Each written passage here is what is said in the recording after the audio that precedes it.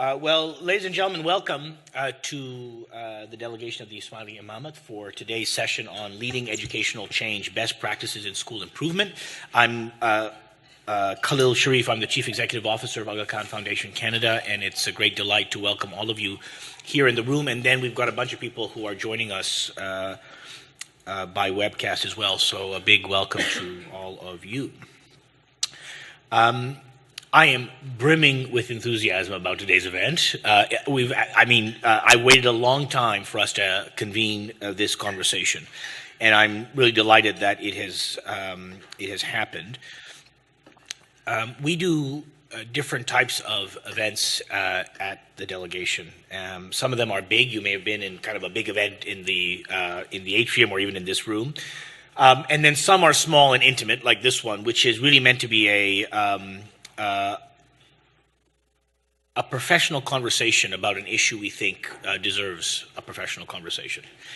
And the one we're going to talk about today around school improvement is one that is so central to both the work of the Aga Khan Development Network across many of our geographies, but just so central to the challenges confronting the developing world that we wanted to convene this kind of professional session about. The issue we're talking about exhibits some characteristics which I think make it so salient. The first is that it is an area where there is a lot of learning to be done in the developed world and in the developing world and amongst each other. So this is not one of those things where we're looking at technology transfer from the developed world to the developing world. This is one where a global conversation is in dire need because we are learning things in all parts of the world, but we're not sharing them very well. And I would say it is a high time that we do so, and we think that that could be a very rich conversation. The second characteristic that this issue exhibits, which is so important, is that we've got lots of interesting evidence that has emerged. And I would say, Stephen has spent his life on this, but from my vantage point, in the last 10 or 15 years, especially in the developed world, as a result of the emergence, for better or for worse, of the PISA rankings, the amount of global research that is being published in policy-relevant ways on the question of school and school system performance and improvement has ballooned. And I think it is a great imperative for institutions such as ours to be making sure that those conversations are not developed world-centric, that we are able to wring as much as we can, as much knowledge and implication as we can from those conversations and the resources that they are consuming so that they benefit the world, not just certain parts of the world. So that's a second characteristic that this issue exhibits, which is so important. And the third characteristic that this issue exhibits is that it is really tied up with the question of scale. Scaling up has become such a preoccupation across so many of the development interventions that we've been talking about across sectors. And this is one where, improving one interaction between a teacher and a student is significant. Improving one classroom is significant. But the policy challenge is how do you improve an entire system of schools across a region or a country or indeed a multi-country geography. And that, to me, has lessons that are not only for this issue, but they're pregnant with lessons for all kinds of sectors where we're struggling with the issues of scale. So for all those reasons, it's such an important area and one that we have dedicated so much of our time and effort to over the years in the AKDN system across geographies. And I want to say with a very strong Canadian support over the years. And I cannot think today of a region in the world where we operate and have looked at the question of improving the quality of the public school system where Canada has not been an important partner. And that's DFAT/CETA, but it's also been Canadian institutions. And Stephen is here today talking about this issue, but he's been involved with our work from OISI for decades, and we've had partners in other parts of the world as well. So really excited about bringing this conversation together. I'm really delighted that you could all join us, as well as the people who are joining us on webcast. We have two really superb speakers who are going to come at this from different angles. Stephen Anderson is probably one of this country's most important thinker practitioners on the question of school improvement, especially as it relates to the developing world. He's been at OISI for many years, and really delighted he could be here. And Arash Muhammad Ali is one of our great entrepreneurial program leaders who is joining us from at some ungodly hour in Mombasa, I guess. And we're really delighted that he has agreed to do that. But he's actually running a large-scale school improvement program for us in East Africa. So we're going to have the benefit of both kind of a thinker and researcher, intellectual, as well as a real practitioner to help us sort all this out, and lots of time, I hope, for discussion and exchange. And to navigate us through all this is our very own James McIntyre, who has been at the center of almost all of AKFC's most important large-scale education efforts for the last several years, and it's a great delight to have James with us and chairing today's session. James. Thank you, Khalil. I think what we'll do to start off the Lunch and Learn session is take a look at a short video from one of our education programs in East Africa called the Strengthening Education Systems in East Africa Project, or SESIA. SESIA is a 5-year initiative that's being supported by DFAT-D and AKFC, and it's currently being implemented in Kenya, Tanzania, and Uganda. School improvement programs are a core component of the SESIA project, and I think that the video provides a brief snapshot of the kind of context where we're currently implementing these programs, but also some of the school improvement program approaches that we're using to overcome some of those challenges. So I think it should help to sort of set the stage for this discussion going forward today. So we'll take a look at the short video now.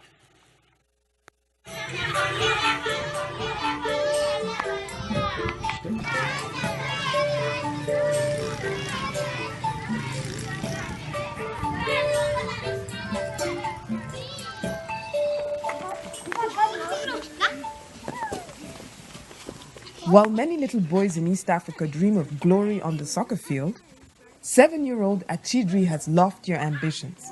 He wants to be a pilot. Before he takes to the skies, Achidri faces challenges on the ground, like getting a basic education.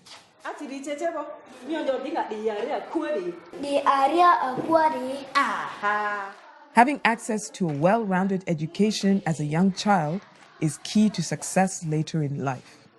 Aga Khan Foundation Canada and the Government of Canada are supporting an innovative program in East Africa to help children like Achidri overcome barriers to getting a good education. The 5-year project is called Strengthening Education Systems in East Africa, or SESEA. Patrick Sikana runs SESEA for the Aga Khan Development Network. It's a struggle. It's a daily fight. In the areas where we work, they have to face distances. They have to go to school, in many cases, on an empty stomach.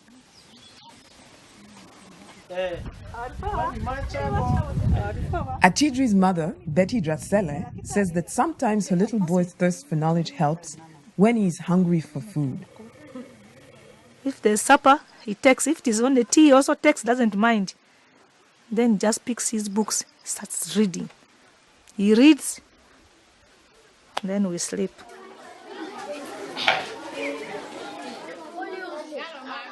The SESEA project does not feed the children directly. It engages parents and communities in a more sustainable way. It teaches them to fundraise and organize programs like this one that provides a porridge breakfast every day.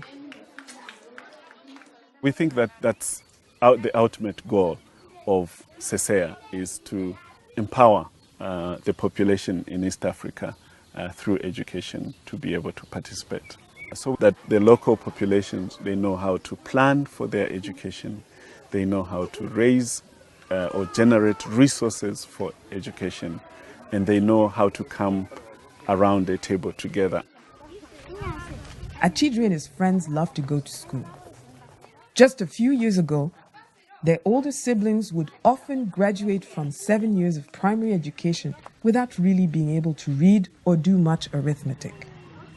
One of the key ways this program strengthens the education system is by improving training for teachers, who will then engage the children and the community. The head teacher at Mvara Primary School says it is already having a huge impact in the second grade. They're able to read, they're able to write on their own, they're able to even calculate some mathematics on their own, they're able to read numbers, they're able to recognize that this number called 1 is written like that. Like many proud mothers, Betty believes her child is exceptional. Yeah, actually, since he was born, he's just an intelligent boy. Then I told him maybe this is a gift from God. While Achidri dreams of flying planes, Betty ekes out a living with a stand in the local market. Life and babies overtook her education before she could finish high school. If she visited Achidri's classroom, she would find a very different attitude towards girls than when she was a student. The senior tutor for the Sesea project says gender equality is a priority. What we are doing here is that to ensure that both the boy child and the girl child are given equal opportunity, both in the classroom and even at home. That comes down to lesson planning, class resources, and strategies to deal with class sizes that average 55 students and sometimes are as high as 100. For example, what we do is to support them to see how the children are sitting, the classroom arrangement, and how to focus the attention of both the girl and the boy child. We are giving them gender-responsive strategies in the classroom. The project is starting to make a difference at the Majimaji Primary School in southern Tanzania. Kindergarten students are singing, dancing, and laughing to learn. And soon these bare walls will be covered in colorful posters and classroom supplies that teachers are learning to make out of recycled materials.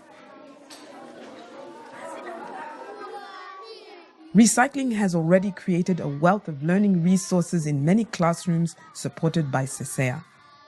Now, the challenge is to replicate the success in classrooms across East Africa.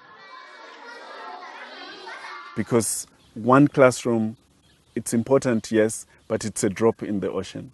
Unless we can multiply the result in that one classroom to 1,000 classrooms, that is when we say that we have achieved the ultimate goal of Sesea.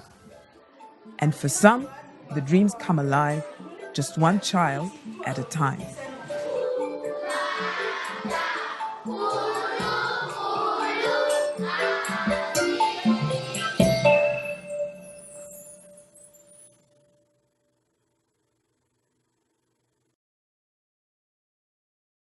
To join us today, who will reflect on school improvement programs through their perspectives as researchers and as practitioners in the field. I should note that we had originally invited a third speaker to provide some of the Canadian context on school improvement, but for a variety of reasons that didn't work out, so we regretfully have a bit of a gender imbalance on the panel. But we're hoping that the discussion about international school improvement program strategies will also apply to the Canadian context, and we'll also be getting some input from you on how those international strategies apply in the Canadian context. So first, I'd just like to take a moment to introduce our speakers. We have with us Dr. Stephen Anderson, who is a professor in the Educational Administration program of the Ontario Institute for Studies in Education at the University of Toronto. And he's also the director of the Comparative International and Development Education Center and program at OISE U of T. Dr. Anderson's research and consulting focuses on education policy and program change, school improvement, in-service teacher development, and educational leadership in Canada, the United States, Africa, Pakistan, and Latin America. As Khalil also noted, Dr. Anderson is intimately acquainted with the Aga Khan Development Network. He's carried out a number of evaluations and consultancies for the network over the last 2 decades, most recently on this paper that he's put together on school improvement along with his colleague Karen Mundy. His contributions have been instrumental in allowing the AKDN to apply evidence-based approaches to our education programming in Africa and Asia. So welcome, Dr. Anderson. Thank you very much, James. It's a pleasure to be here. And then joining us by Skype, we have Mr. Arash Muhammad Ali. Arash has managed education programs in East Africa for the last 23 years. He's currently the area manager with the Aga Khan Foundation East Africa in coastal Kenya. Throughout Arash's long career in education, he's held numerous roles, including as a primary teacher, a teacher advisor, a primary school curriculum developer, and senior inspector of schools with the government of Kenya. Arash is skilled in participatory development and quality education development, supervision of primary school curriculum, tracking of results, and he has extensive knowledge in the Kenyan ECD and primary school curriculum and its application. So I'd like to welcome you as well, Arash. Thank you very much. Good evening, everyone. Okay, great. So I think what we'll do is first we'll have brief presentations from both Stephen and Arash, and we'll follow this with a moderated discussion, after which we'll open the floor to some Q&A from the audience and from our colleagues joining us on the webcast. So without further ado, I will pass it along to Steve, and he'll provide a brief presentation on his school improvement program paper that he's recently put together. Right. Well, it's a pleasure to be here and to be here with you all. And I mentioned in the icebreaker, I mean, when I look at myself, I'm an education researcher. I'm a teller of tales. But the tales that I tell reflect upon the experiences of people out in the field who are the implementers of school improvement. School improvement is not something that's imagined and developed in a laboratory and then brought out to the field, but it's rather the people in the field that are in fact engaging in trying to solve the problems, solving the problems. People like me have the advantage of trying to capture that experience, bring that experience back perhaps in a systematic way, organize it, and we also have the advantage of a comparative perspective, going in multiple places and bringing that there. So I'm always humbled in the presence of people who are the practitioners, more so than I am in the presence of people that do the research, because I know what we do as well. Second, I do want to note that James mentioned that the experiences that I've had have taken me in many places, and one of the key both places and contexts in which I've learned about school improvement, which has fueled my thinking about it over the years, has been to work with the Aga Khan Foundation and its school improvement projects in Africa and in South Asia and Pakistan in particular. And this dates from about 1994 to the present, so there's some history there, and I'm glad that they still feel comfortable inviting me around. But I think I've been a critical friend along the way in trying to both learn from, but also to push the envelope here and there as well. And more recently, I've had about 6 years experience working in Chile in South America with a foundation down there, so my experience there.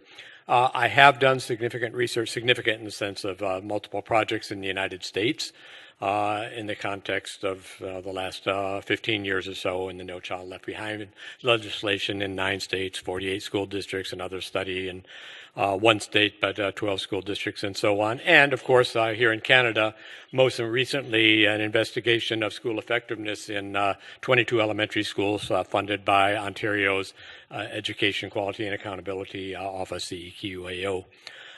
So there is a Canadian and North American perspective as well as the international perspective there, and linking those two together. I was asked, and I'm not sure exactly where to point this. Okay, great. What we did, the last thing I did for AKF was last year with my colleague Karen Mundy. We did 2 things. One was we developed a discussion paper around school improvement, drawing both from the international literature and the developing country literature. And I believe at some point you'll be getting a copy of that. I'm not going to highlight all that today, but I'm just saying it's part of the context for my being here. And second, we assisted AKFC and the SACIA project in developing a sort of a research agenda for the research that will be going out of there. So there is some revisiting of some of that experience recently, and particularly in the African context that's there. I was asked to say something about school effectiveness, school improvement, but we saw from the line out there that you are no strangers to that, so I'm not going to belabor that. But I will make a point here that sort of in my career history, there was a time in which there were the school effectiveness researchers and there were school improvement researchers. And we were two different camps, and that's certainly come together over the years. But it's important to keep that in mind because there was a whole literature and era of what we'll call the effective schools movement, which was, quote unquote, identifying schools that were deemed effective, typically on standardized test measures in reading, writing, and arithmetic, and then trying to suss out or identify what would be the characteristics of those schools, the ones that are, quote unquote, effective, versus schools in comparable situations that weren't effective on that, and say, these are effective schools. But the big question that arose in that was often we had no idea of how they got to be that way. So in other words, were they at one time failing schools that became effective? And if so, what was the process by which that happened? Nor did we have a very good picture of whether they continued to be that way. So there was a sustainability question of, we picked the schools out at this point in time, but A, how did they get there? B, do they keep that way? And then how could you replicate that elsewhere if a school wasn't already satisfying that? Somehow or another, there had to be a process of improvement. And that's where we come to school improvement. School effectiveness, you can have indicators. Nowadays, we don't just have indicators, we have standards. So we say it's an indicator, but within that indicator, there's acceptable or less acceptable, excellent, et cetera. So standards are there as well. School improvement, though, is interesting in a variety of ways. A, because it's really important to be thinking about the process and the context in which schools improve, and using things like indicators and standards as part of that. But we can also need to make that distinction or be aware of or conscious of. Are we talking about improvement in relation to some external standards and indicators? Or are we talking about improvement in relation to things that the local school or community define as important to them and becoming better in achieving those goals, or is it a mix of the two? So the internal versus external, I think in the world we're being pretty much driven by the external. Right now, particularly in the developed world, if you will, in North America, Europe, Australia, parts of Asia, where these very sophisticated parts of Latin America accountability systems have come into place against which all schools are being held to account. Sometimes only in the public sector, but not in the private. Sometimes, as in the case of Chile, where I've been working, both the private and the public schools are held to account against these external measures. So that's, in a large measure, where we are in the developed world. But I think there's a lot of areas in the developing world where we don't have that kind of accountability systems in place. And so it's much more open as to improving against what standards, against what indicators there. Second is that when we talk school improvement, we don't talk about necessarily achieving an ultimate goal. In other words, that there's a standard that everybody has to be at, but we need to be conscious of people making progress towards, right? Because often it's more difficult, it's easier to move a failing school to a higher level than it is to take an adequate or well-performing school on those indicators to an even higher level. I'll give two examples.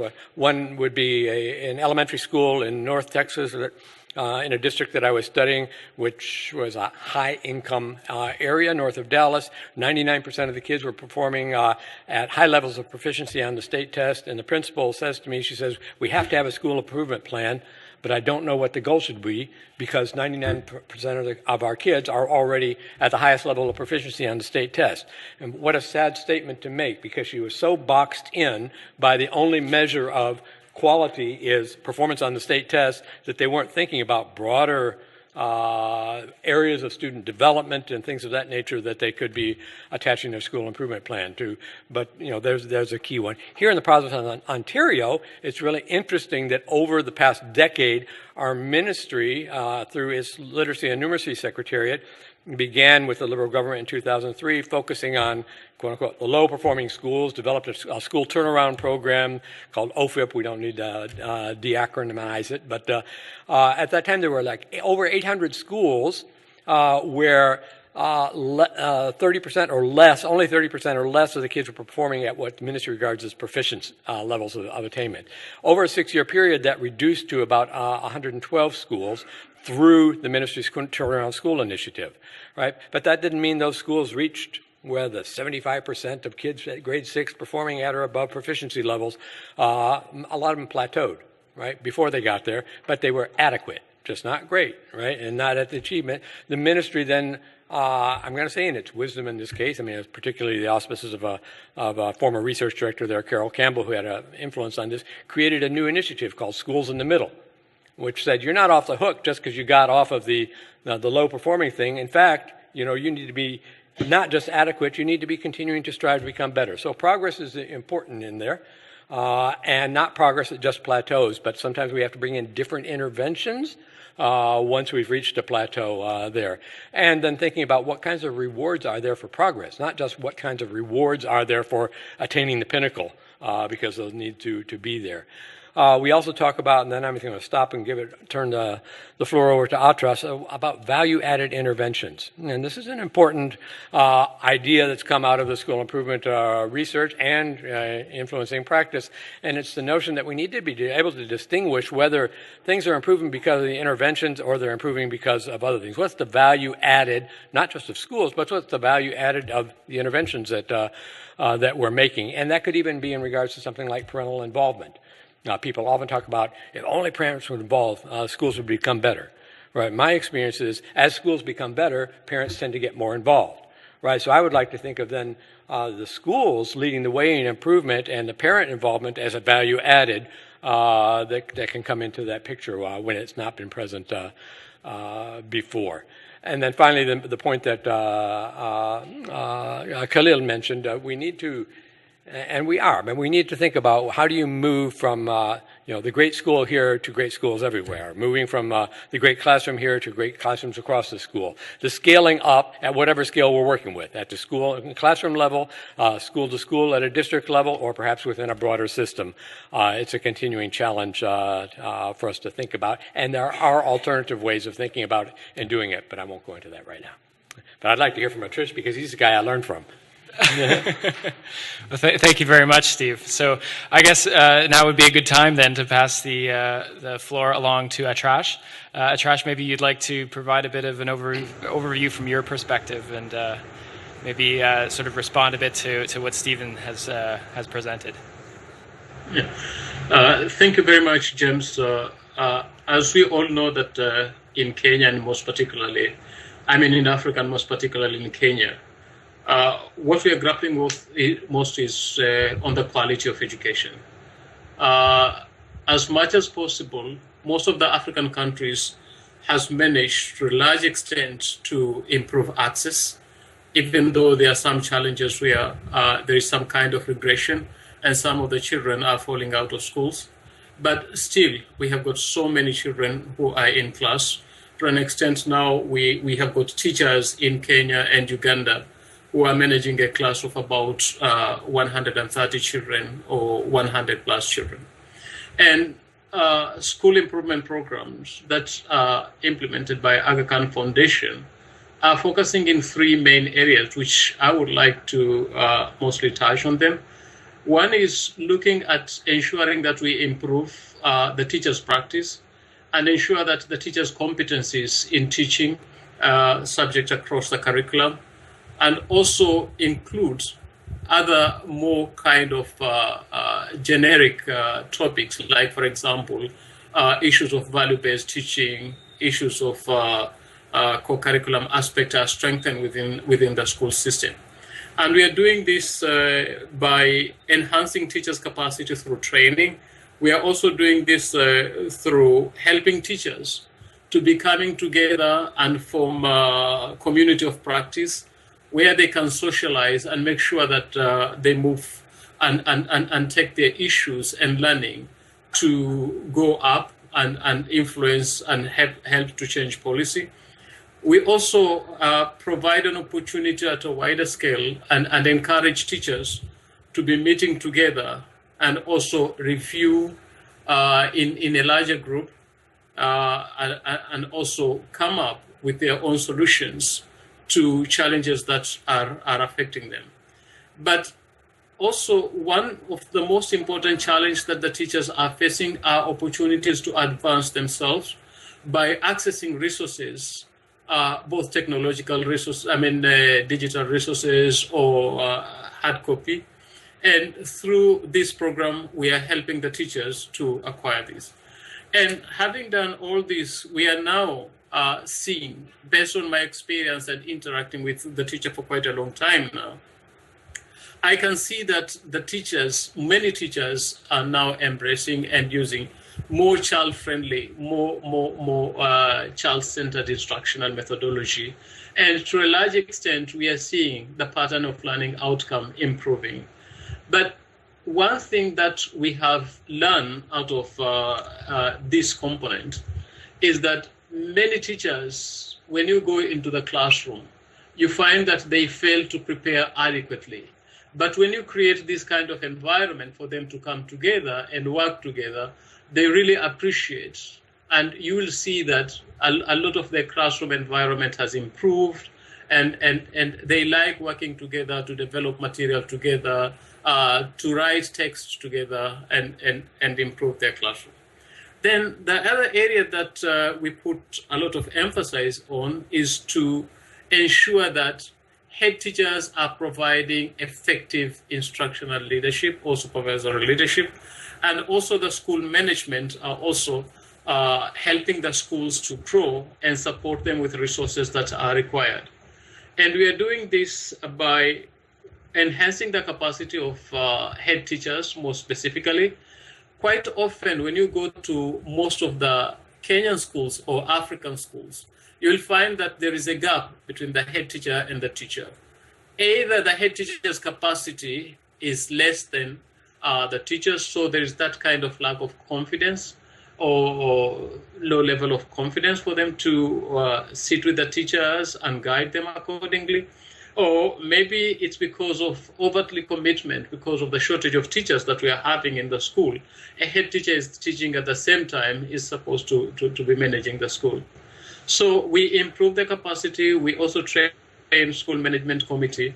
But also another thing that we have brought into this component is ensuring that the school stakeholders, they use participatory methods to bring in parents and also other community members to contribute in the planning of the schools and implementing what they have planned, looking at their own homegrown solutions to challenges that they feel are affecting the development of the school.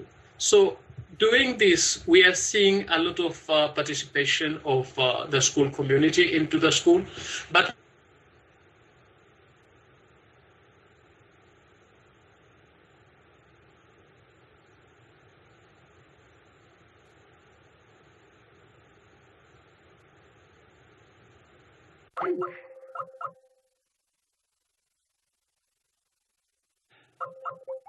We were doing very well hello with the technology. Hi, Arash.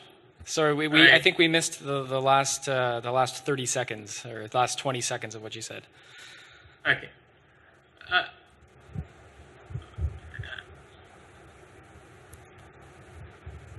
Okay. Arash, are you there? Okay. Yes, I am. Okay, and could you also turn your video on if possible? Yes, but there is a mix of voices when I turn the video on. Okay. So maybe we'll leave it off for now. Yeah, when I turn it on, there is a mix. There is a mix of voices, and it confuses me a little bit. So what I was saying is that, can you hear me? Yes. Yes. So what I was saying is that having done these things, we are seeing a shift whereby previously school communities and school management, they liked to put a lot of emphasis on infrastructural development. But we are seeing a change of dimension. I mean, putting more emphasis into other education dimensions, like, for example, ensuring that they improve access, ensuring that they work with the teachers to improve quality of education. They work with the community elders to improve to improve retention and children staying. Then in this training, the communities are getting more information. Yeah. Then the other.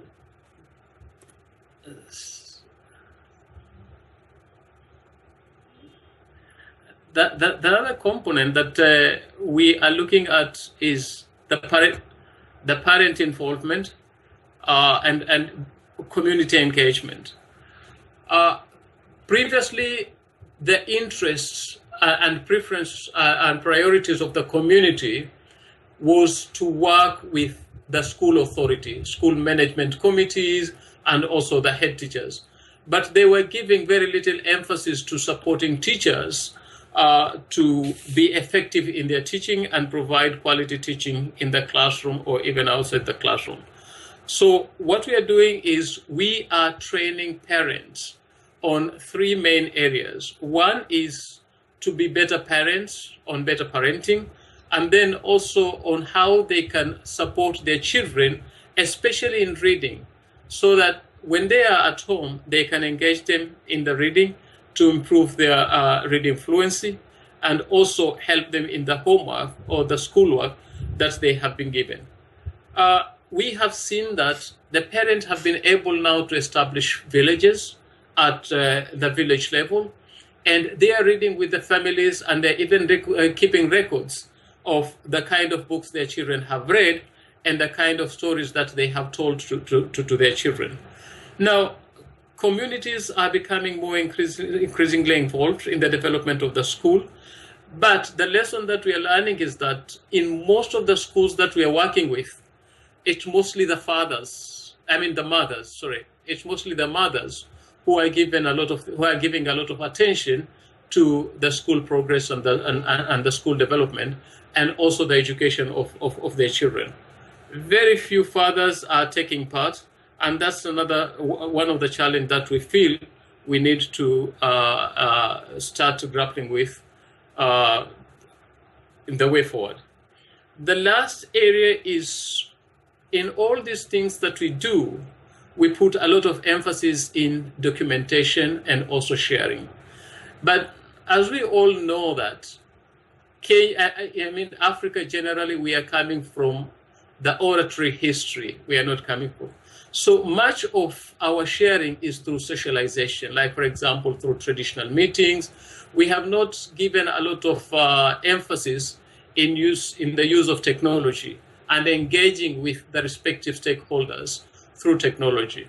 It is now when the technology is taking ground in Africa, and especially in Kenya, where I am, and we are hoping to integrate that into education, and especially using it as an avenue for us to influence policy and help bring in the government officers or the decision makers into understanding more of what we are doing and helping them to change policy and also inform the teachers and other stakeholders on different practices. So basically, that's what I wanted to share, and I would be more interested to participate in the discussion and answer questions. James? Thank you very much, Arash. Thank you. And apologies for the technical glitches here on our side. Well, thank you both for providing those presentations. I think one of the things we want to do today is to kind of frame today's discussion around an exchange of knowledge in terms of what can be learned from school improvement programs in a developing country context and in a developed country context. And I think, in the SIP paper that will be circulated, Steve, you mentioned a number of times that there seems to be a lack of kind of two-way communication between the developing and the developed world in terms of school improvement program strategies. So I'm wondering if, you have any kind of observations about how we can perhaps bridge this divide.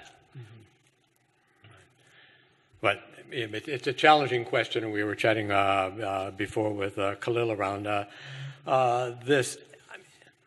Part of the challenge is not that there's I know that there's something to be learned out in the developing world that should be of interest and value to people who are in Canada and North America, et cetera. If you want to learn about school-based management and community management and involvement in schools, which they talk about in North America, but you don't see anywhere, we have school councils in Ontario. Every province has school councils who have zero influence on school improvement plans or what they do. They took the place of PTAs, et cetera.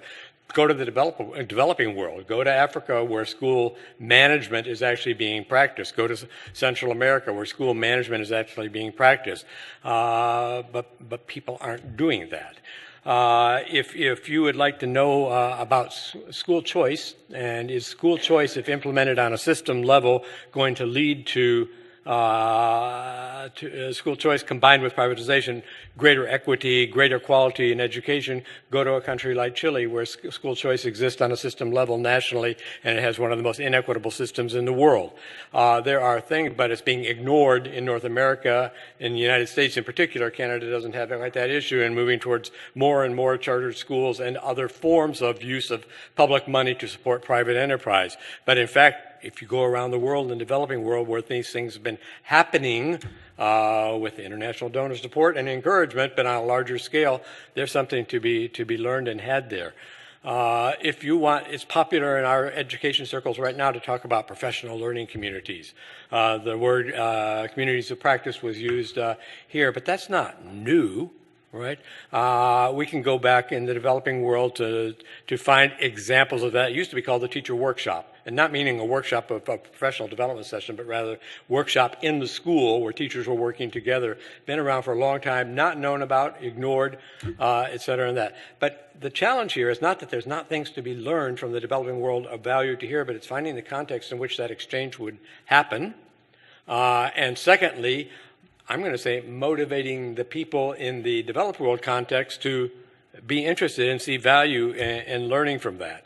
I don't have a solution from that. I see the problem is that that context doesn't exist in a sustainable way because it's not just one event. It needs to be an ongoing exchange of information, of ideas, of interesting practices that happens, and then coupled with that, a way to follow up on it. Right? So if I hear about something that when I'm listening to Arash and being aware of the work they're doing with communities and parental involvement there, I need to be able to follow up with that in some way.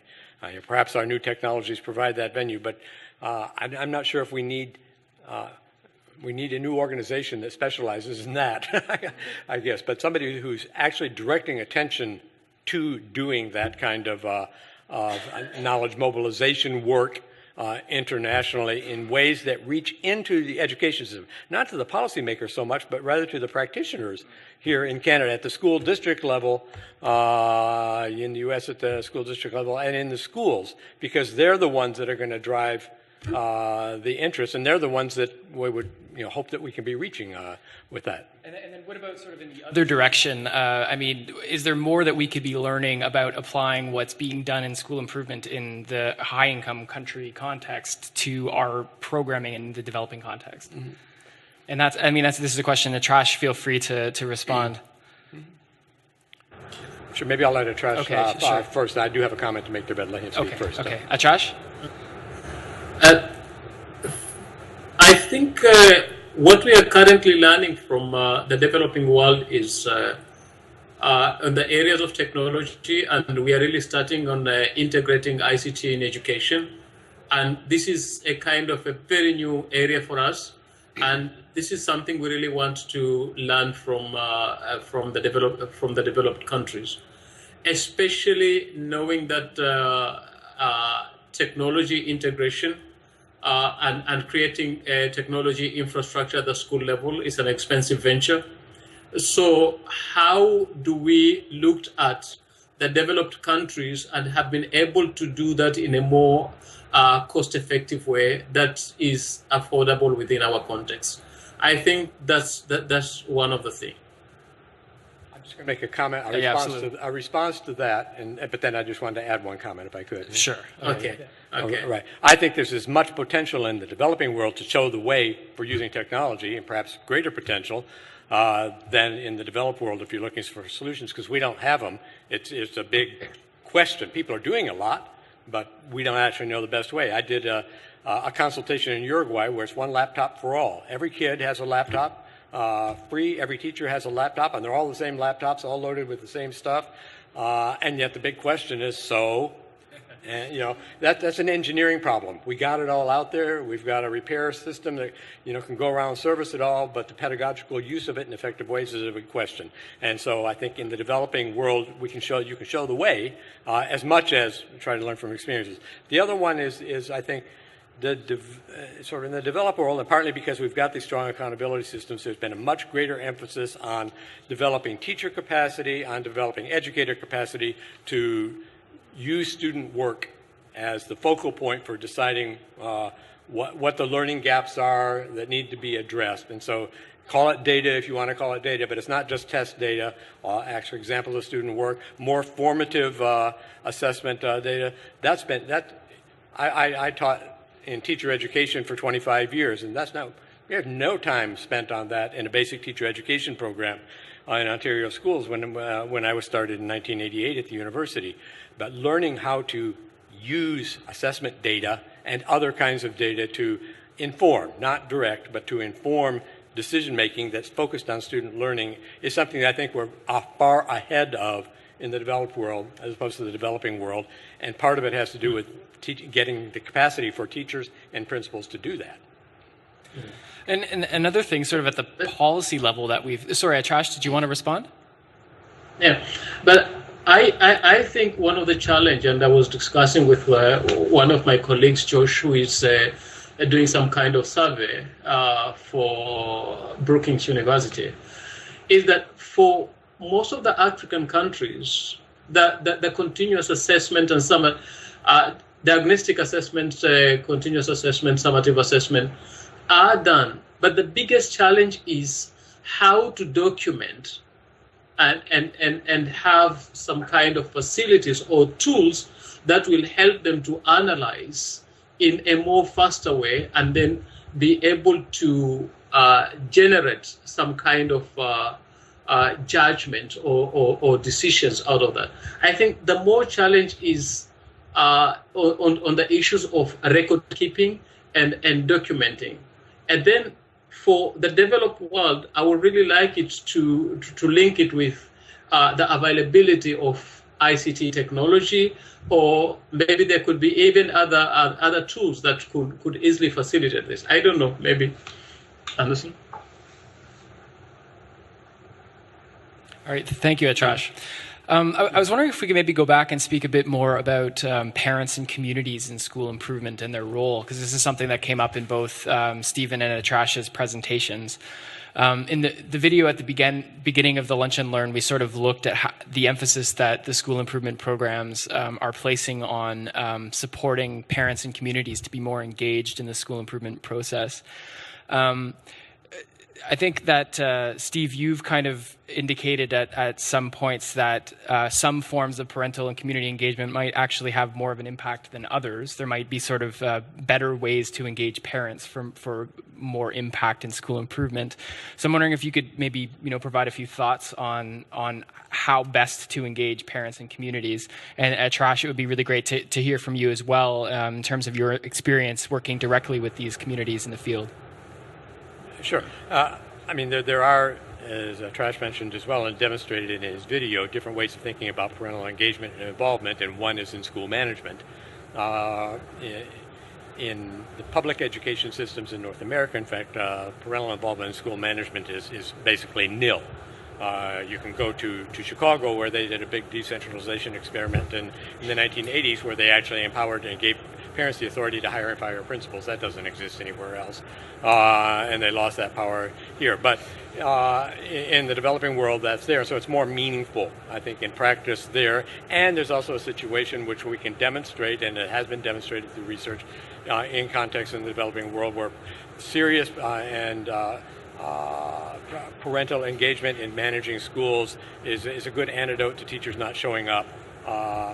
Teacher absenteeism is addressed through that. Fiscal management can be addressed through that in ways that improve the the potential for improvement, because you've addressed some key issues there around our teachers in the classroom, are they doing their job? Is the principal absconding with the money, or what's happening with the money, the resources being spent there? If we want to look for parental engagement, parental involvement, and actually influencing the quality of student learning, then we're talking more about the examples of the mother reading with the kids at home. In other words, the support, in a practical way, more importantly, that the parents believe that the education is important, that there's high expectations with regards to that. Because there's limits to that too. Many of us are parents here. If you got 4 kids or 5 kids, you can't sit and do homework with every one of them. But you can create an atmosphere and environment in which education is valued, and which the teacher in the school knows that too. In other words, Arash talked about supporting teacher development, parent actually engagement, is being supportive with the teachers and the head teachers, et cetera, are trying to do to improve. So I think the parental involvement in students' learning and the expectations for student learning are probably more vital to the quality of student learning over time than parental involvement in management.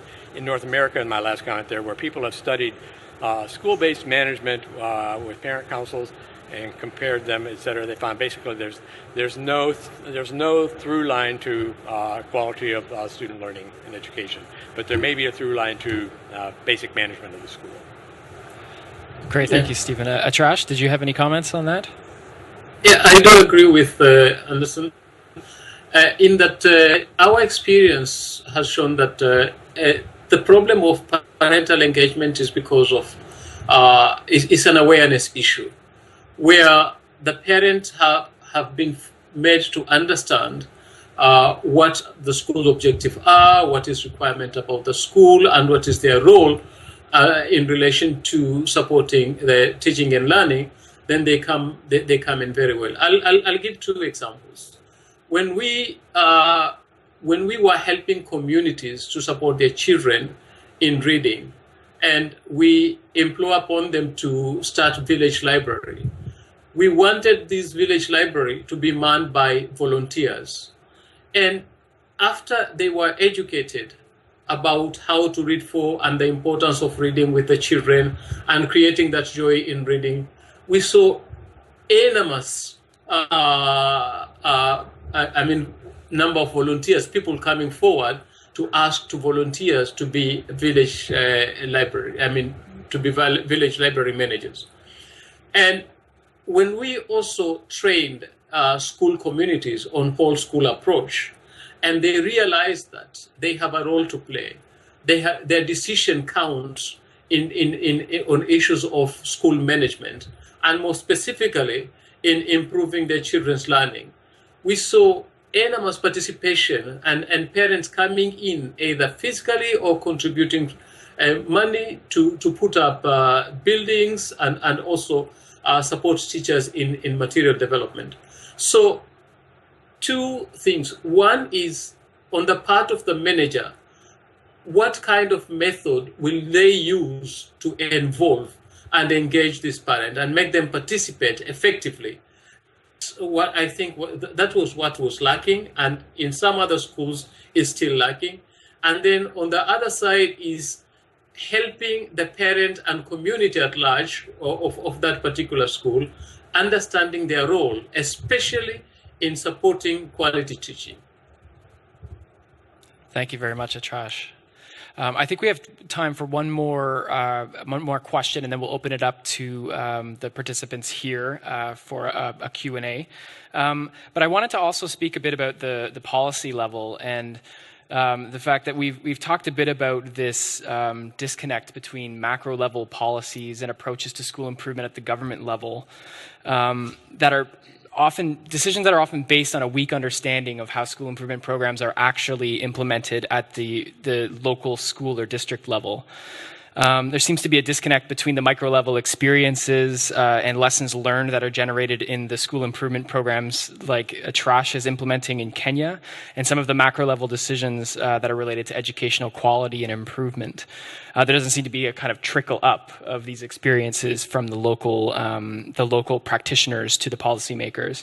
So Atrash, I was wondering if you had any thoughts on how we can bridge this gap between the local experiences in school improvement and the macro level policies that are looking at things like educational improvement and improvements to quality.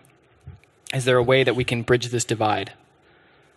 Yes, one of the, and this is from experience, one of the things that we have realized is that when we are developing proposal for this kind of micro level projects, we either fail or we don't give due consideration into developing a comprehensive communication plan that will be that will focus on targeting key stakeholders or key policymakers for specific kind of policy issue, and then integrate that kind of communication plan to go in tandem together with that particular, with the implementation of that particular project proposal, with that particular project. What we have been realized is that developing a comprehensive plan comes as an afterthought. And then we start grappling with the kind of communication product that we need to use, the kind, like, for example, we end up haphazardly doing policy papers or doing other policy documents, like, for example, if it is position papers and things like that.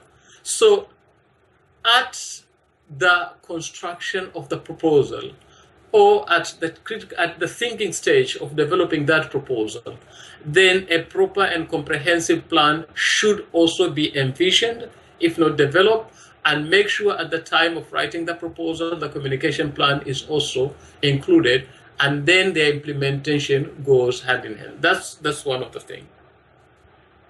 On developing a communication strategy to engage with the government in an intentional way and not as sort of an afterthought following the intervention. Exactly. Steve, did you have anything to add to the? Well, governments and policymakers at level are looking for blunt instruments, things that they can mandate, things like incentive programs that you can essentially create something system-wide like that, as if that single intervention is going to, in fact, make a difference. Pay for performance, or something like that.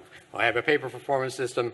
Things will change. School choice. I mean, these are blunt policy instruments. What they shy away from, or changes in government, site-based management, what they shy away from is another policy level, which is capacity building.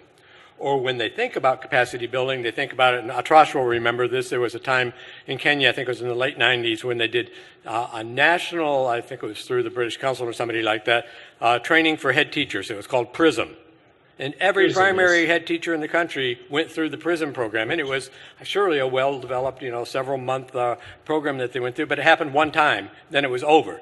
What the government didn't do is think about how do we develop and sustain the capacity of head teachers on an ongoing basis over time. So, capacity building, both on the human capital or human capacity, social capital, people networking, exchanging amongst one another, as well as the physical capacity. That's the money side or infrastructure side. But I think capacity building is where things need to happen, but then zero that down into, and this is where I think Atrash's comments are really important, of the learning that we've seen in Ontario is that what's coming into policy is actually supporting creating I'm going to call it the working conditions in which teachers can work together with their principals or with their communities in a sustained way to improve teaching and learning. And so we need to have the core technology of teaching and learning at the center of the messages that are going up to policymakers about how do you create schools in which this can happen. Great, thanks. So, I mean, I think that we've covered a lot of ground in terms of the discussion about school improvement, and we've looked a little bit about the need for improved knowledge exchange between the developing and the developed world in terms of school improvement activities. That there's a lack of exchange between the high-income and middle to low-income countries and the other way around. And Atrash provided the example of ICT as one opportunity that, and Steve sort of mentioned the difficulties with the knowledge exchange between the developing world and the developed world in ICT, as we still don't seem to have our act together in that department either. And then there's also a need for better documentation and evidence to demonstrate what works in terms of school improvement, and how that also plays a role in this knowledge exchange, or improving the exchange of knowledge between the developing and the developed world. We talked a bit about school and community involvement and empowering parents to engage in their children's education, and how this might actually be more impactful than empowering parents in school governance, at least at this stage of the conversation. And also, Atrash kind of pointed out the need to be very, very intentional about the way that we engage with government at the macro level in order to filter up or trickle up some of the experiences of the local level school improvement programs to ensure that they can actually have some kind of impact at the macro level on policy. And Steve has pointed to a few areas in particular that government might be a little bit hesitant to engage in currently, but they would actually have more impact if policy makers actually made some difficult decisions about dealing with the capacity of teachers and sustainably working with teachers to develop and sustain their capacity. So that's sort of a broad overview of the discussion so far. So I think what we'll do now is open the floor to questions from you and from our colleagues on the webcast. I think what would be great is if each speaker could, before you answer the question, just state your name and the organization you're from. And we'll also need you to use a microphone if you ask a question, because this will be on the webcast, which is being broadcast, and we won't be able to hear you unless you use a microphone. So if anybody has any questions, please, the floor is open.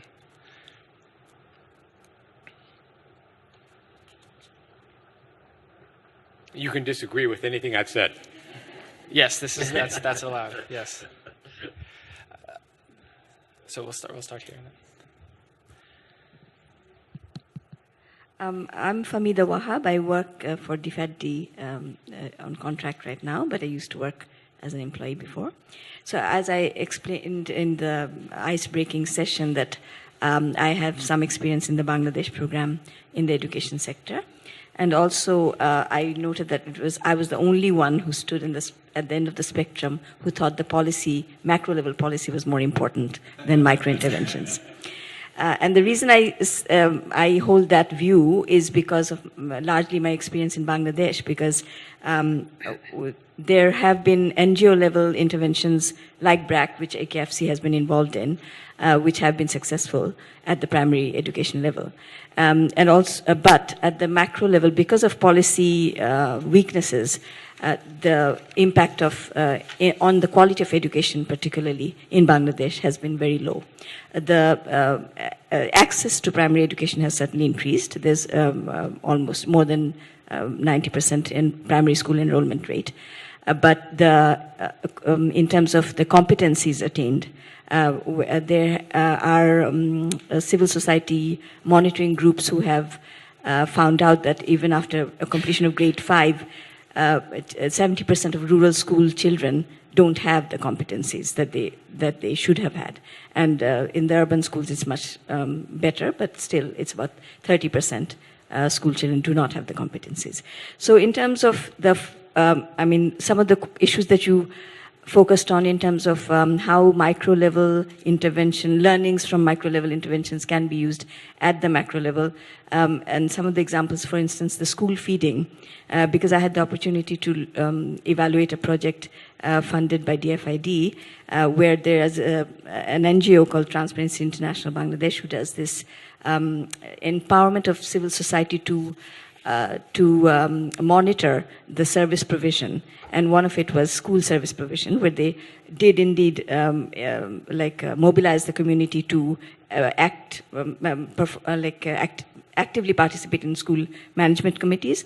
And one of the things that emerged from that study was the school feeding program. I mean, you have in Bangladesh where there's such widespread poverty, and in the rural areas, the children are malnourished. They can't even absorb any of the very low level of education that is being imparted to them. And the example that in East Africa, in your project, where the community gets together to feed the children is something that can be learned, and it can be actually translated in a macro level policy, because this countries like Bangladesh, which do get donor funding for education support programs, can include this, at least in terms of marginalized public schools.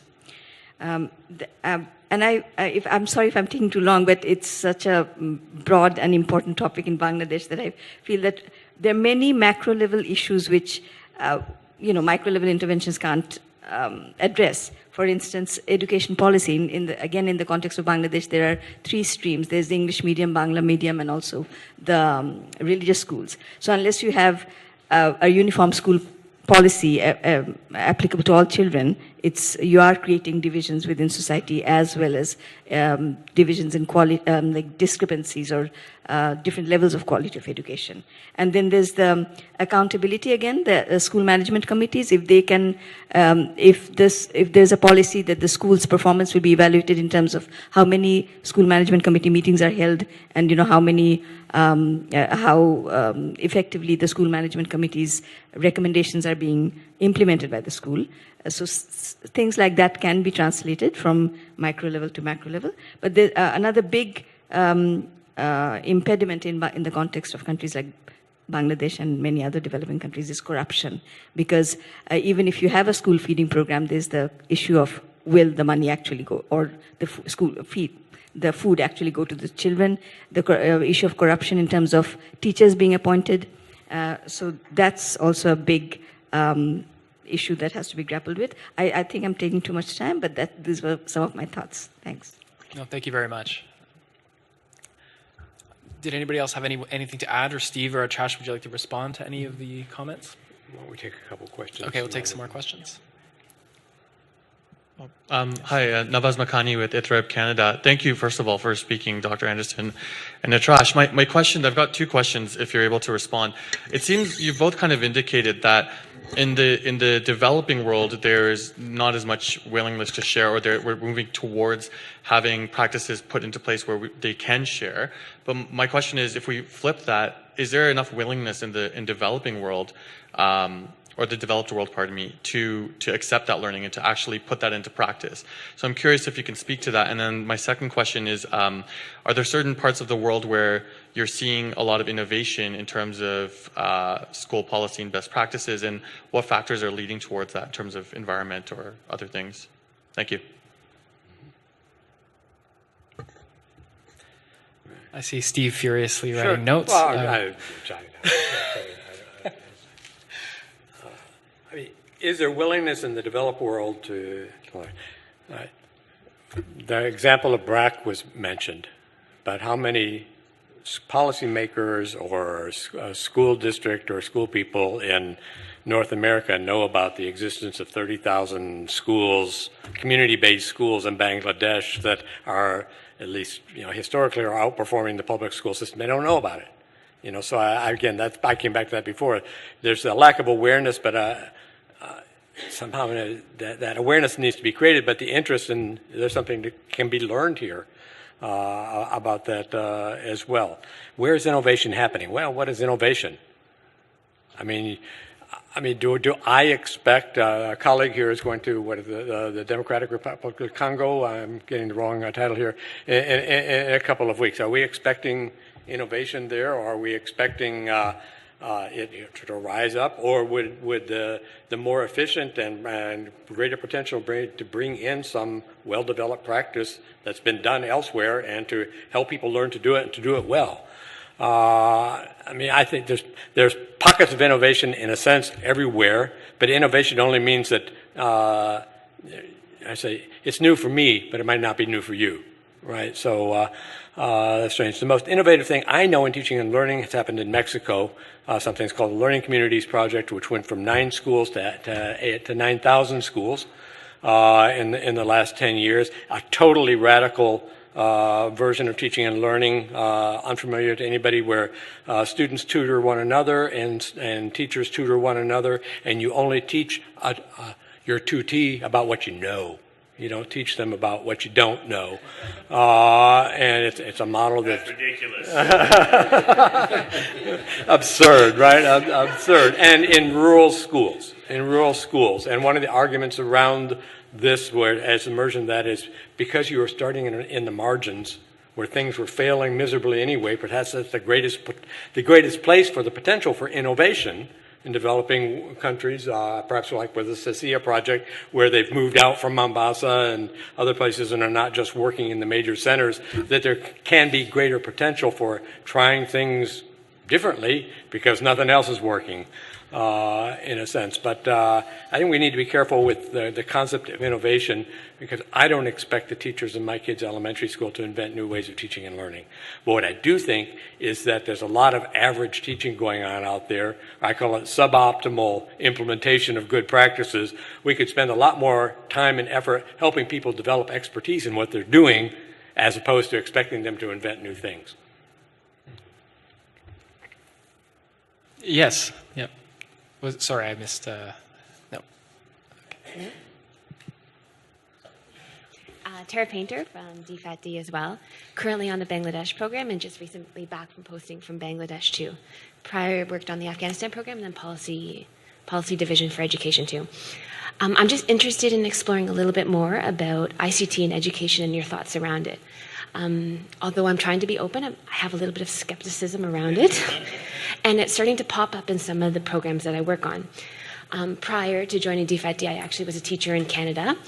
And maybe I'm dating myself, but ICTs weren't integrated so well into the classroom while I was teaching.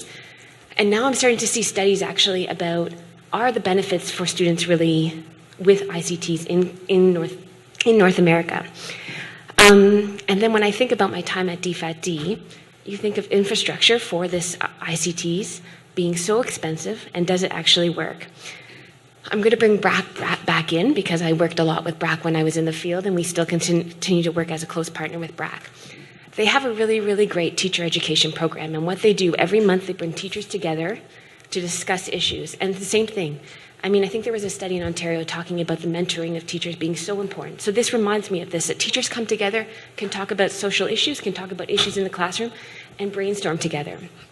BRAC is now looking at, because it's actually expensive to bring all the students together every month, they're now looking at sort of doing a distance education learning on this portion. And I'm worried that, I just worry what will happen, you know, because you're going to lose sort of that like impact or the mentoring process that you have currently. Anyway, so I'm just interested because ICT and education came up, and I'm interested to hear your views of the benefits and disadvantages in both, in North America and abroad. It might actually be interesting to get Trash's take on the ICT for education, especially considering the massive laptop project in Kenya. Trash, what are your thoughts on the state of ICT and education in Kenya, at least? And then maybe we can move to see what Steve thinks about the North American context. Yeah. Before I touch on the ICT, James, if you may allow just to quickly touch on the other questions that were raised. Like, for example, on the issue of macro-level policy and how to bring micro-level policy.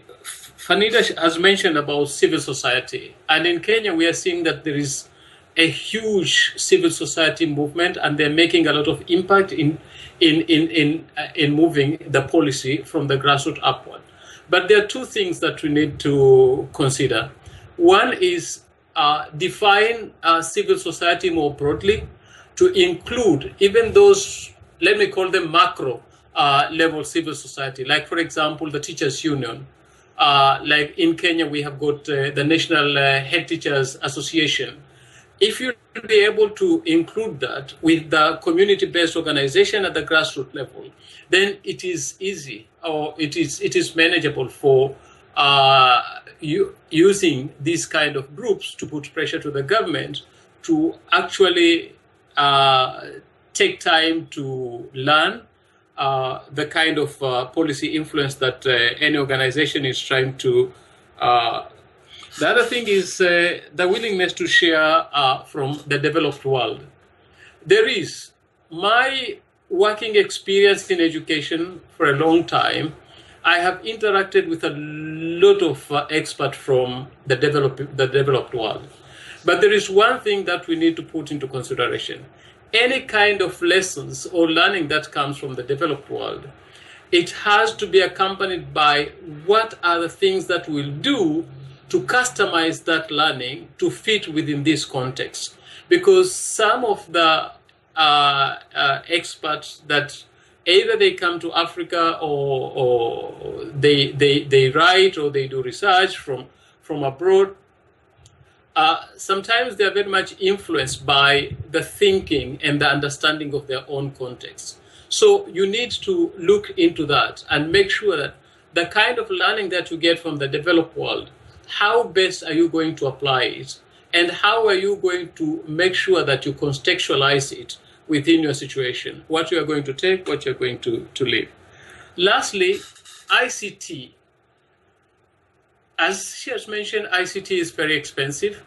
But in African context, what we are looking at, we are not only looking at laptops and tablets and PCs, we are also looking at the SMS technology. How do you use the SMS technology also as a way to support teaching and learning at the school level? Yes, creating an ICT infrastructure within a school is very expensive. And even our government is talking of giving one laptop per child. We are thinking that this is a tall order, and it was just a political statement, but unfortunately, it might not materialize the way the government is talking about it.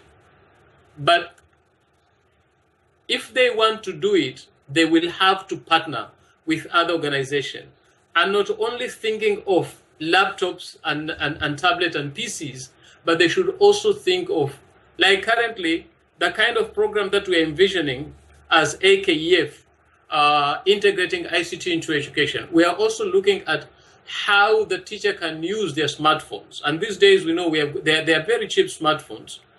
Smartphone for the teacher development, smartphone for them to be able to connect and upload some of the material that will help them either in teaching or in learning. James? Thank you, Atrash. Yes, Rosemary.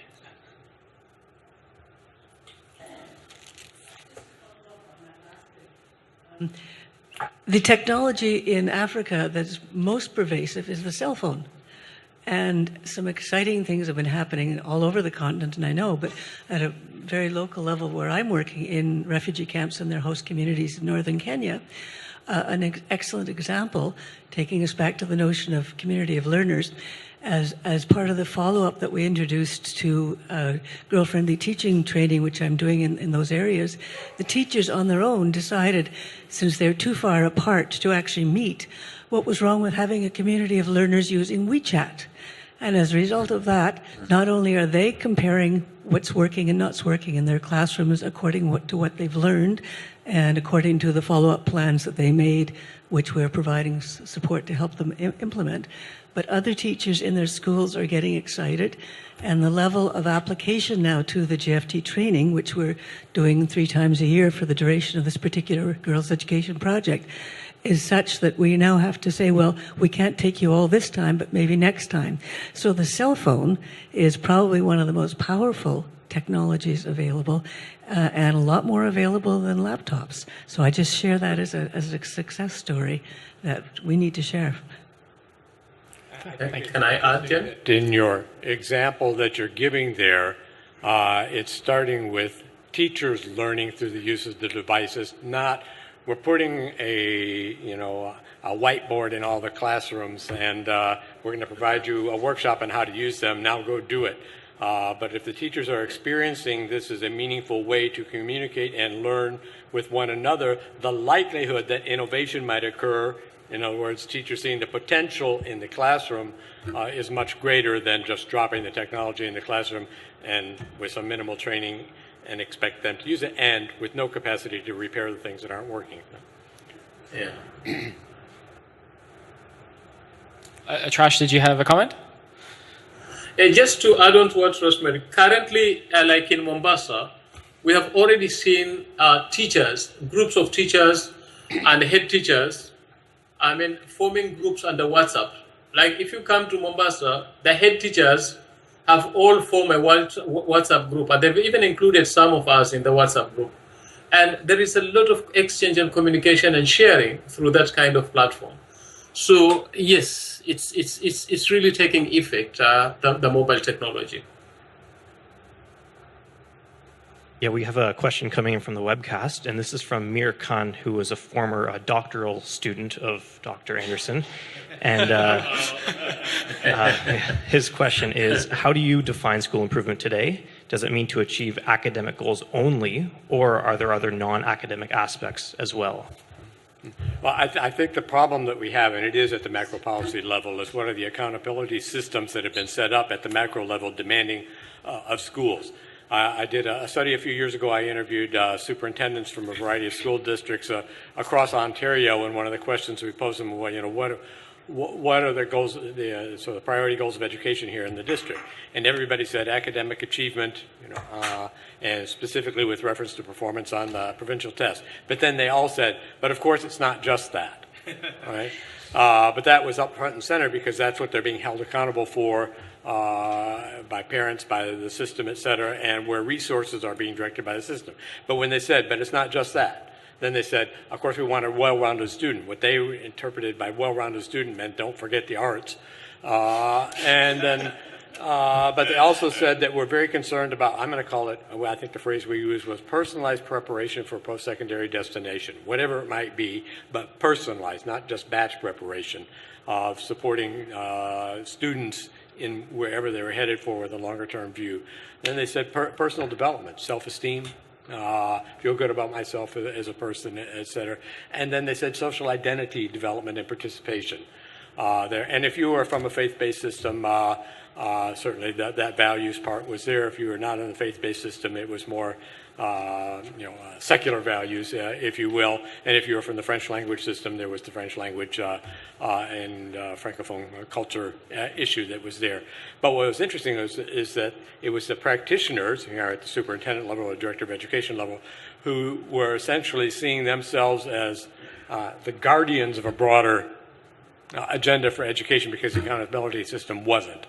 In our province of Ontario, and I'm talking to Mir actually, I'm not talking to you, and hi Mir, is that our government has just, in Ontario, has just said it's a broader agenda than just academics. We've got students' health, and particularly mental health and well-being in mind, and it's defined that as a ministry objective or goal in the long term, and that should work out in the schools, but nobody knows how to tell whether it's happening or not.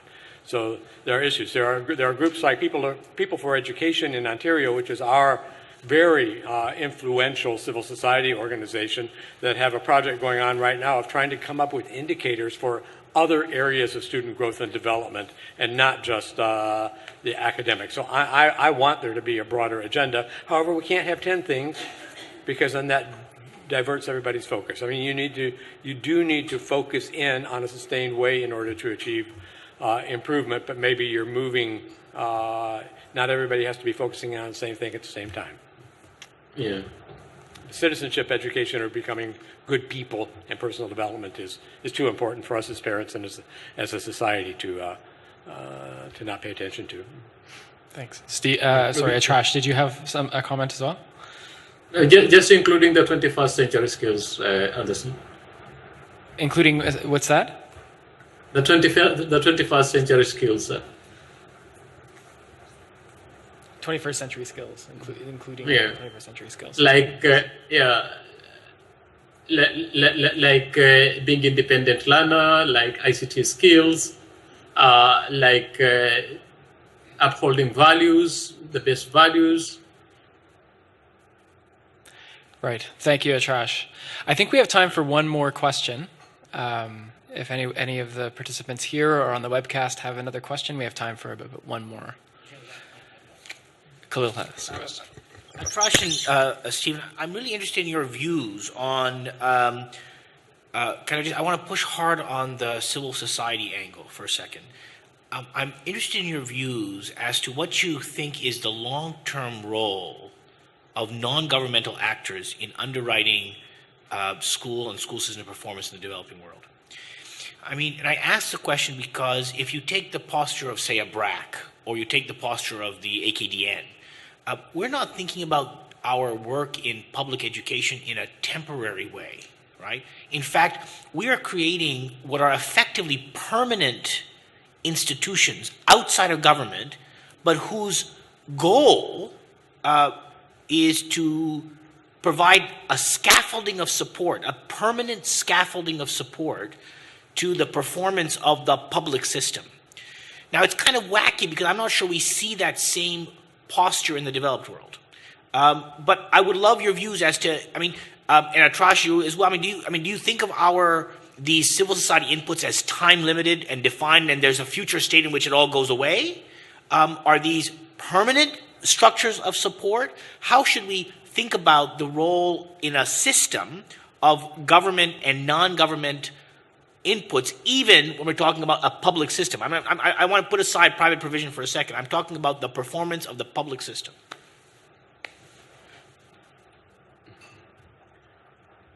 I was going to let Arash speak first, but that's fine. But number one, I was really pleased to hear Arash talking about the potential role or the actual role in their instance. And I think we have our example of People for Education here in Ontario, of the potential power of civil society actually for influencing public policy, because otherwise it's government, and it's not in Canada, but elsewhere in the world. There's non-governmental actors. Enormous foundations which are sitting at the table with governments and influencing, shaping policy. The kinds of actors that my colleague Karen Mundy studies around the world, and how they're getting a place at the policy table there. And I think that there is a need for and a greater potential for an alternative voice, which is more interested, is definitely interested in the public good. And in a broader agenda for learning that's important that be there. So I'm all for the kinds of things that AKDN is trying to do in actually providing support for the development of an infrastructure for public education, not just private education, on the agenda there. That role needs to be there. We don't have a lot of research on that sort of thing, so I think there are questions of sustainability in terms of who are the key actors in these civil society organizations who are leading the way in a sense of creating the place and the possibility for those alternative voices when they move on because their hair gets too gray. What takes their place? That's an unpredictable. Advocacy versus a certain kind of actual support to the process of teaching and learning in the system itself, right? Right. Advocacy. For the example of People for Education here, who goes out, they do surveys of schools every year, but they don't have to go through the University of Toronto ethical review procedure to actually submit these surveys to schools, but the ministry's not going to tell them no, and the schools respond, elementary, secondary. They reveal such things as how is ESL money actually being spent? It's being given to the schools. How is it being spent? And showing, what's happening. How much money are parents raising in schools? And in this school, they're raising this much money in this neighborhood of Toronto, and on the field trip is sending the kids to South Africa to work for Habitat for Humanity, where over in this side, there's hardly any money, and they're lucky if they can go to the local swimming pool. But those things are being revealed not by the Ministry of Education, they're being revealed by a civil society organization that has managed to essentially penetrate, and now the ministry uses its data too. Just like in East Africa, people use UESO data, or in India, ASER data. There's great potential for influence there. And Arash, we have a few moments left for some quick comments from you on this. Like, for example, the Kenyan example is a civil society movement. They are really recognized by the government because of the kind of force that they have, and the trust that they have from the citizen. Now, when it comes to the question of sustainability, the most important thing is how they position themselves to push for a legal environment. For example, Kenya before, we didn't have a constitution that was friendly and accommodative to the civil society work. But when there was that push to make sure that the constitution allow for greater participation of the civil society, now we are seeing more civil society taking the stage in pushing for policy changes and policy focus, influences. and also on issues of on issues of advocacy. So the most important thing is the civil society to make sure that they push the government to create that kind of legal environment for them to operate and work in. That will help them to sustain the civil society movement. Thank you very much, Arash, and I think we'll leave it there. Thanks so much to both you and Dr. Anderson for the stimulating discussion on school improvement. I'd also just like to thank everyone for participating in the Lunch and Learn today and for your valuable contributions to the discussion. Following the event, we'll share the school improvement paper that's been referenced throughout this discussion shortly.